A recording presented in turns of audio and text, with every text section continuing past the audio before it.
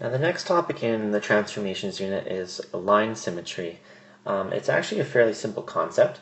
To find out if something has line symmetry, you need to think, if I cut this shape in half, is one side the same thing as the other half but mirrored, or like a reflection of it? So I'll start off by drawing some examples, just some letters of the alphabet. So first let's look at the letter A. Just pretend I'm a better artist. Okay, so the letter A. Now I think if I cut it in half this way, the bottom half is definitely not the same as the top half. So let me just cancel that. But if I were to draw a line straight down through the middle, you can tell that the right side is exactly the same as the left side, just flipped. So another quick example is the letter C. I can cut it in half horizontally, and the top half is a reflection of the bottom half. Something like the letter S, some people mistake to have line symmetry. But you can tell, here's a good way to test. If I cut it in half, right there, and then I'm going to erase one half of it and reflect the top half onto the bottom.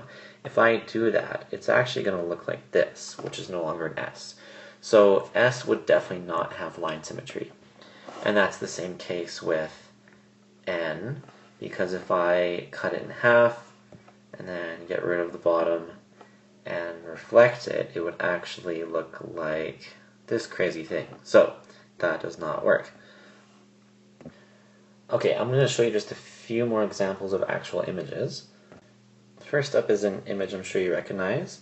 So the Batman logo could definitely be cut in half vertically, because the left side is a mirror image of the right side.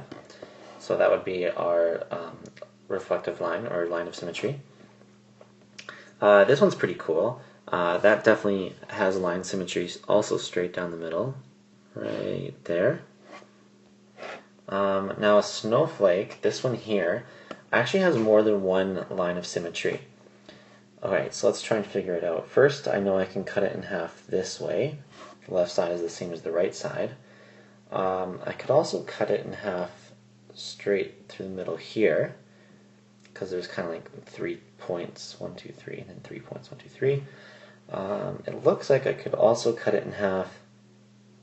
Let's try that again. Right around there, and then also through the middle this way.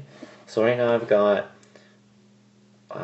1, 2, 3, 4 lines of symmetry so far, but I think you can actually go further. You can also cut it in half right here, and right there. So that's 5 and 6 lines of symmetry. Now you might also notice from the previous lesson that this snowflake has an order of 6. And you might think, oh, I noticed that it also has 6 lines of reflection, so is the amount of lines of reflection the same as the order? And actually that's not the case. It is possible to have something that has line symmetry but no rotational symmetry. Alright, just some few more final examples here. Now, some of these shapes, they've already drawn the line of symmetry, but they've forgotten some extra ones. Now, this square, I could also cut it in half in this direction, this way, and this way. Oh, that was badly drawn. Let's try that again. There we go. So this one has 1, 2, 3, 4 lines of symmetry. This hexagon over here, I think it definitely has more than one. So there's one here, there's one here, and there, and one more there. So that one actually has 5 lines of symmetry. This weird looking sideways heart down here, it definitely just has that one line. Yeah, same case with this kite shaped here. And then this weird squiggle here is right, there's just one line. Now the circle is a weird shape because you could technically cut it in half in any direction, and one half would be a reflection of the other half. So this one actually has an infinite amount of lines of symmetry, so you could use the infinity symbol there. Now, one last quick note. I want to give you a good tip when you have to reflect something on a Cartesian plane. Here's an example question. It says to reflect the image across the vertical line where x equals 1. Alright, so the first thing we're going to do is find out, I'm just going to label these axes a little bit. So there's x is 1, 2, 3, 4, 5, 6, 7, 8. Okay, now I'm going to start with the eyes. I can tell that the bottom of the left eye has an x. Oh, sorry, I forgot. First, I should identify the line of reflection.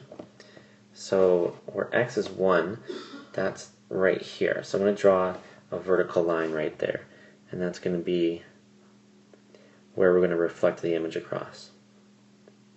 Okay, now back to the left eye.